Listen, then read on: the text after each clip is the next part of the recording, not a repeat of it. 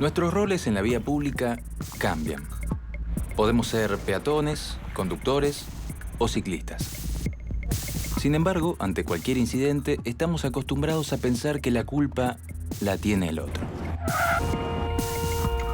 Los errores ajenos resultan evidentes y nos preocupan, pero muchas veces, al prestarle tanta atención, no percibimos los nuestros. Nos acostumbramos a circular en forma caótica, olvidando las bases del tránsito seguro y ordenado.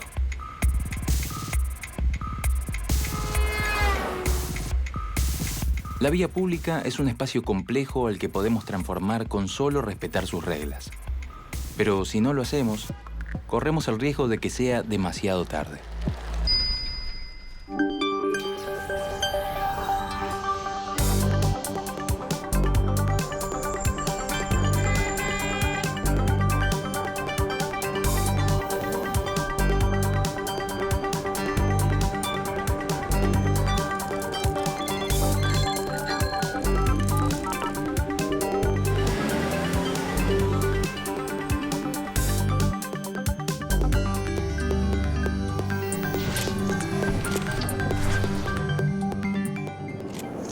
En la vía pública, el actor más vulnerable es el peatón.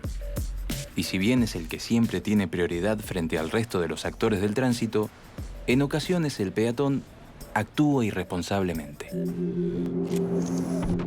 Según un informe de la Organización Panamericana de la Salud del año 2012, en los países del Cono Sur, que incluye Argentina, Chile, Paraguay y Uruguay, el 31% de las muertes por accidentes de tránsito son de peatones.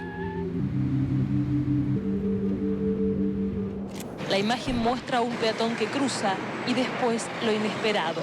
Otro auto lo embiste. La parte más vulnerable de esta cadena de tránsito son las personas que están a pie. Y las cifras que hablan por sí solas, ¿no? Casi la mitad de los muertos por accidentes de tránsito son peatones. Autos, camiones, colectivos, micros, motos, bicicletas, todos están involucrados en el caos vial. Es una tarde de invierno en la provincia de Córdoba. La temperatura ronda los 12 grados y la humedad supera el 85%. Aunque no ha llovido, el asfalto y las veredas se encuentran resbaladizas. Un hombre mayor camina en dirección a una avenida que cruza todos los días desde hace años. Esta vez se dispone a cruzarla en forma diagonal.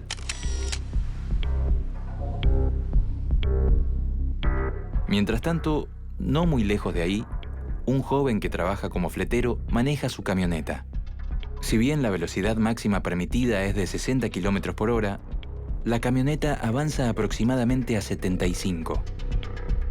Tanto la imprudencia del peatón como la del conductor son determinantes de un hecho que podría haberse evitado.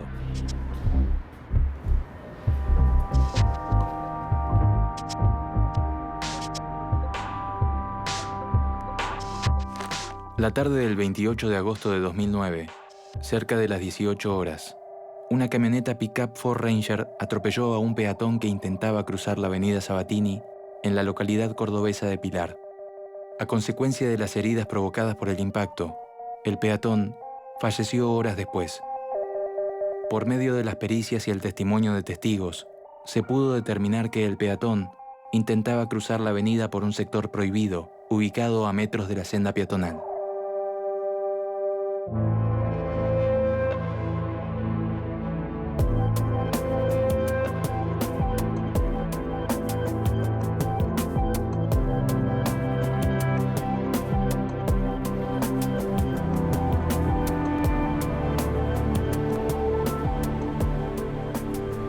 El peatón debe cruzar siempre por la senda peatonal. En su defecto, si no hay senda peatonal, lo debe hacer por las esquinas y nunca debe cruzar por la mitad de cuadra y corriendo. En el hecho de la avenida Sabatini, la segunda causa del siniestro se desprende del conductor, ya que circulaba a una velocidad mayor a la permitida.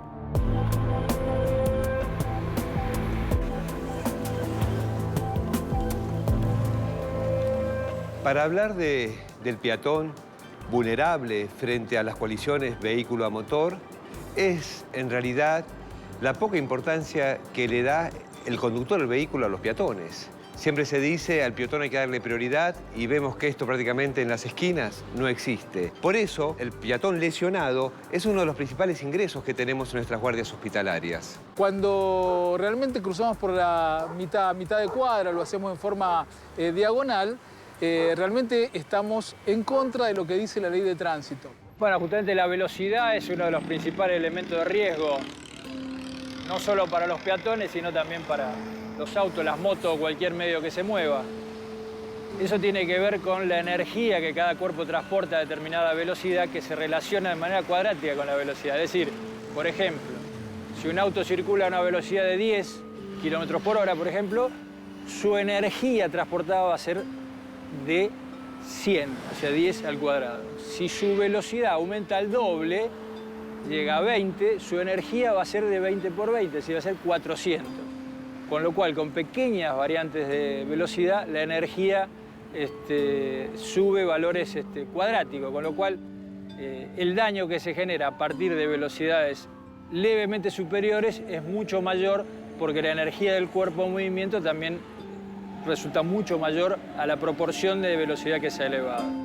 El ser humano tiene una velocidad promedio de 3.6 kilómetros por hora. Nosotros, a 40 kilómetros por hora en un auto, creemos que vamos despacio. O sea, no estamos preparados naturalmente para percibir esa sensación de velocidad. Y por eso creemos que podemos detenernos con el vehículo de la misma manera que si estuviésemos caminando. Cuando un conductor recibe un mensaje en el celular, tarda aproximadamente 8 segundos en leerlo. Si transita a 40 kilómetros por hora, recorre 66 metros sin prestar la atención debida al tránsito. Nosotros cuando marcamos un número de celular, transcurrimos una distancia que yendo a 40, 50 kilómetros por hora es alrededor de 350, 400 metros.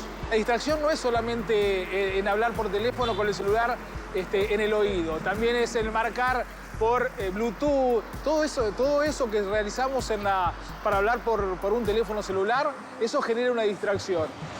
Ver, razonar y actuar. Eso hace la conducción segura. ¿Por qué? Y porque los siniestros de tránsito no ocurren solamente por la capacidad nuestra para conducir, también ocurren por el entorno. Según las pericias, el tercero de los elementos que produjo el accidente fue que el conductor de la camioneta utilizó su teléfono mientras manejaba, en los instantes previos al siniestro.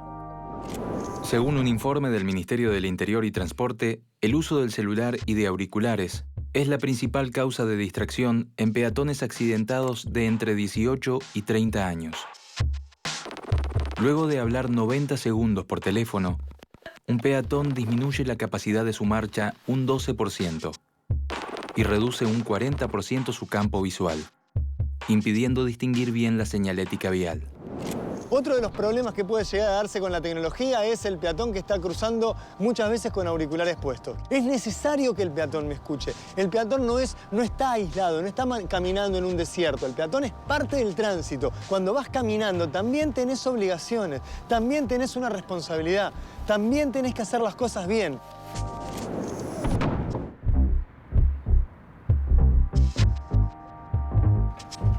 El cuarto elemento que intervino como causal directo del accidente fue la humedad del asfalto. Se comprobó que el chofer de la camioneta intentó realizar una maniobra evasiva, pero la velocidad excesiva sumada al estado del pavimento no se lo permitieron. Algunas de las variables para calcular la distancia de frenado de un vehículo son la velocidad a la que circula y las condiciones del asfalto.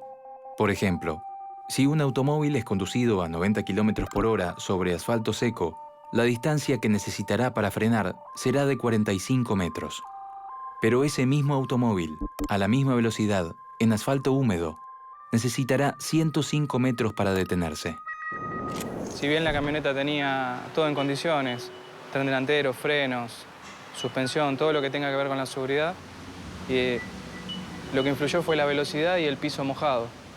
Eso fue crucial en el momento de evitar el accidente.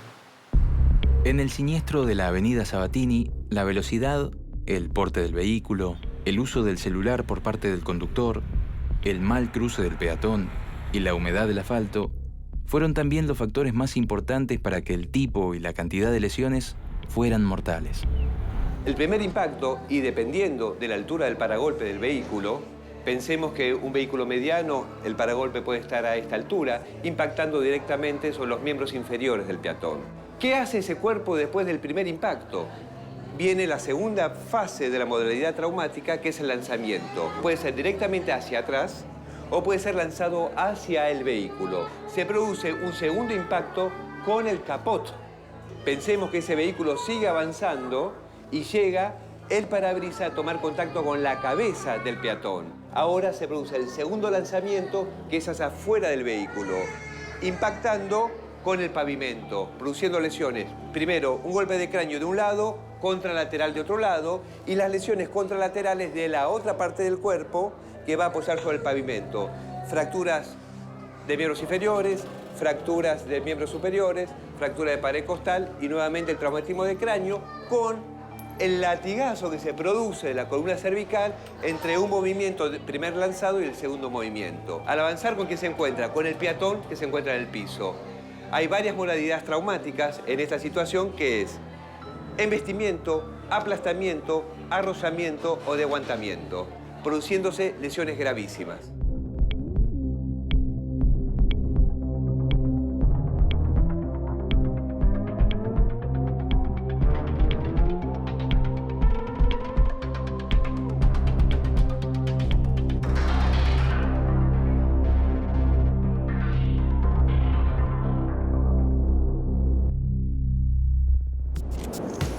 Según un estudio de la Defensoría del Pueblo de la Ciudad de Buenos Aires, en Capital hay en promedio 240 muertos por año en accidentes de tránsito. De ellos, el 48% son peatones. La mayor parte son jóvenes de sexo masculino, de entre 19 y 39 años. Sin embargo, el mayor grupo de riesgo son los niños menores de 9 años y las personas mayores de 80, ya que corren más peligro de morir a causa del impacto. Primero trato de evitar estar distraído y si estoy por cruzar me pongo a varios metros de lo que puedo decir detrás del cordón. Salgo un poquito tarde de casa y el semáforo está por cortar y paso igual. No espero llegar a la esquina y ya estoy cruzando a mitad de cuadra a la otra calle.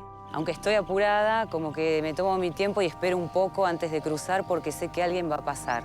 Como que siempre en un semáforo en rojo pasan 1 o 2 autos o algún colectivo apurado. Como que solemos no estar ni mirando qué está pasando alrededor, más allá de los autos, más allá de todo, no estamos prestando atención a nada. O sea, no estamos siendo conscientes de nada de lo que estamos caminando, de nada con lo que nos estamos encontrando, por estar ahí metidos en el teléfono, y si levantás la mirada, de repente ves alrededor que están todos así con el teléfono en la calle, es increíble.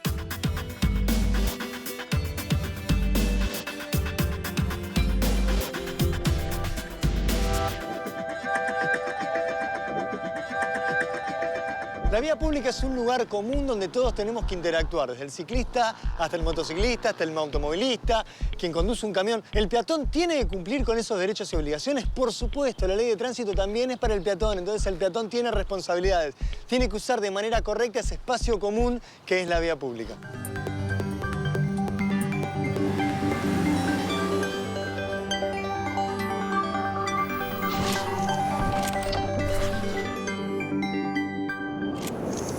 Y uno de los automóviles termina atropellándolo porque, claro, no advierte la maniobra. Realmente un accidente muy grave.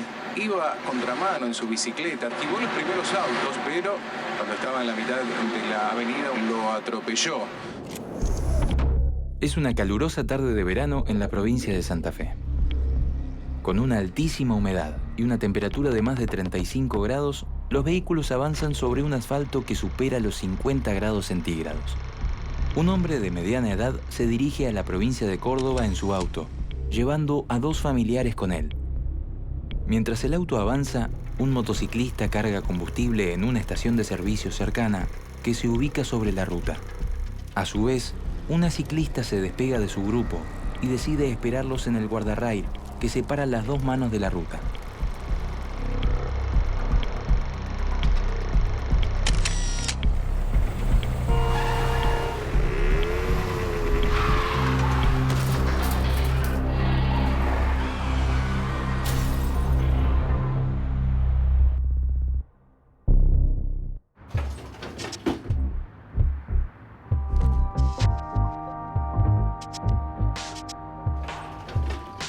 En la tarde del sábado 14 de diciembre de 2013, sobre la Ruta Nacional 92, cerca de la localidad de Arteaga, en la provincia de Santa Fe, pasadas las 15 horas, un automóvil Renault Symbol modelo 2010 atropelló a una ciclista que se encontraba sobre el guardarrail luego de tener que hacer una maniobra evasiva para no impactar con un motociclista que se le cruzó intempestivamente. Después de embestir a la ciclista, el vehículo siguió su recorrido ya con menor velocidad y dio un trompo para terminar impactando con su costado derecho contra un pino de gran porte ubicado junto a la ruta. La ruta estaba en buen estado y las condiciones climáticas eran buenas, al igual que la señalización. Como consecuencia del siniestro, una pasajera del auto resultó fallecida, otra con graves lesiones, al igual que la ciclista. En cuanto a los daños materiales, fueron totales, tanto en el automóvil como en la bicicleta. Por testimonios de testigos y el trabajo de los peritos, se pudo determinar que la ciclista se encontraba esperando a su grupo en un lugar indebido.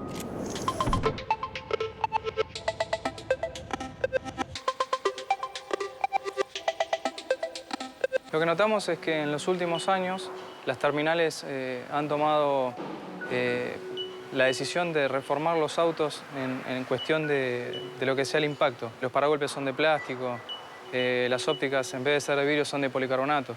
Eso lo que favorece es que son materiales más maleables y bueno, es una seguridad pasiva porque se calcula que hasta los 40 km/h un ciclista, un peatón o un motociclista no sufriría un daño igual que si fueran de otro material, por ejemplo de acero o de vidrio. Si excedemos los límites de velocidad, todos esos elementos que se han incorporado modernos no servirían de nada. Recordemos que el conductor siempre debe tener un manejo defensivo.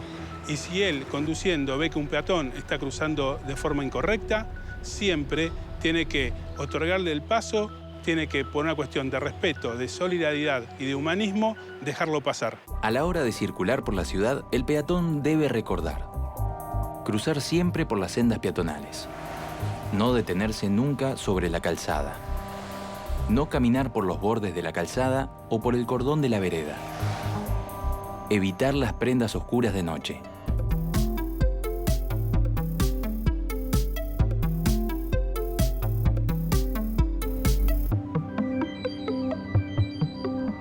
Otro de los actores más vulnerables en la vía pública y que desde hace años va ganando mucha presencia es el ciclista.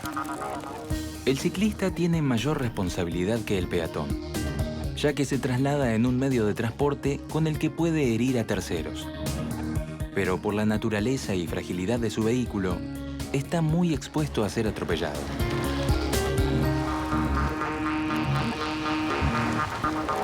Bueno, lo importante cuando vamos a subirnos a una bicicleta, lo primero es dominar las destrezas básicas. Mal puede un ciclista ver una señal de tránsito si no sabe mantener la línea recta, frenar, conducir con una mano.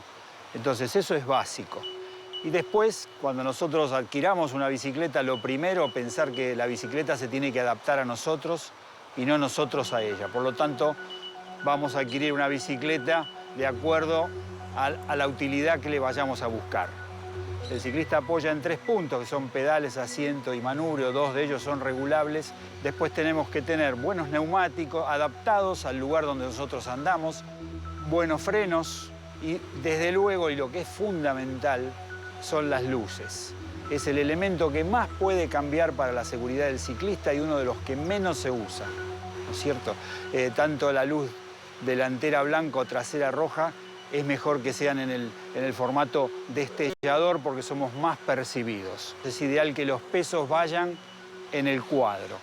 Y si llevamos un pasajero y si es un niño, tiene que ser una silla homologada y fundamental que tenga los pies apoyados. Y respecto a la seguridad pasiva, es importante la utilización del casco bien colocado, porque un casco que está mal colocado pierde mucha de su eficacia. Es bueno capacitar en el tema de las señales, pero ¿por qué no pensar, por ejemplo, que cada vez que pasamos verde un semáforo, hay alguien que ha parado en rojo para que nosotros hagamos uso de esa opción?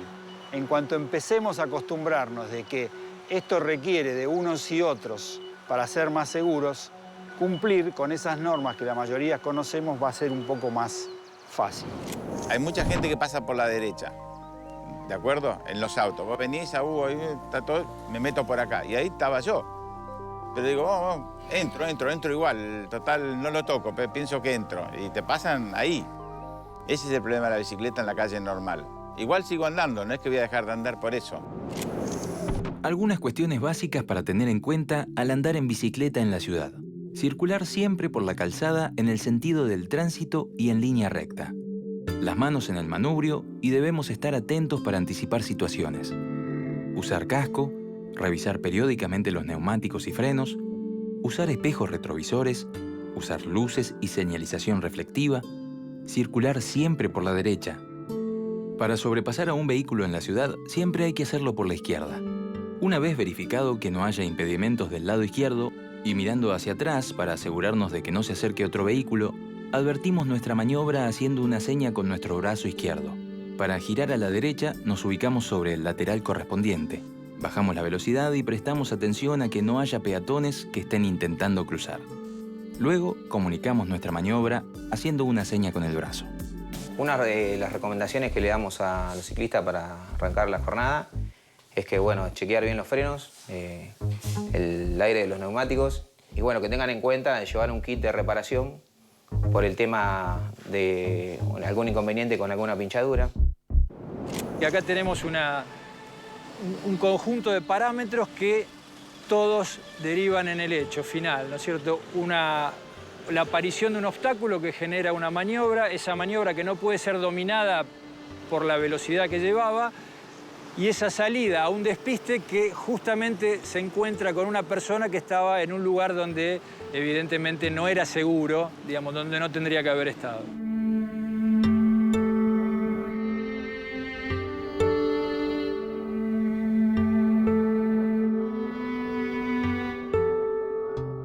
Si bien la ciclista estaba en una ruta nacional, la bicicleta es uno de los transportes más usados en las grandes ciudades. Entre los usuarios se pueden encontrar casos de ciclistas que conocen y respetan las reglas, de otros que las desconocen y de los que cometen infracciones conscientemente.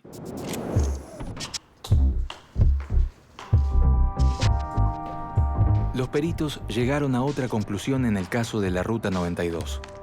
Aunque el motociclista salió de manera intempestiva de la estación de servicio y la joven ciclista estaba descansando en un lugar prohibido, el automóvil circulaba a una velocidad excesiva, lo que sin duda le impidió frenar y provocó la pérdida de control por parte del conductor. Recordemos que a mayor velocidad, menos el tiempo de reacción que tenemos como conductores. Ir por una vía a la velocidad máxima establecida no implica que es la velocidad más segura. Cuando uno va mucho tiempo hacia adelante, a una velocidad pareja determinada, va perdiendo la visión periférica. Me está pasando todo el tiempo por el costado algo que yo, a través de mis ojos, no empiezo a interpretar. Entonces, el cerebro lo anula. Entonces, yo simplemente veo hacia adelante. Básicamente, lo que uno tiene que tratar de hacer es no tener en viajes largos, sobre todo, una velocidad pareja durante más de 2 horas o más de 3 horas. Es decir, siempre es recomendable bajar, variar las velocidades.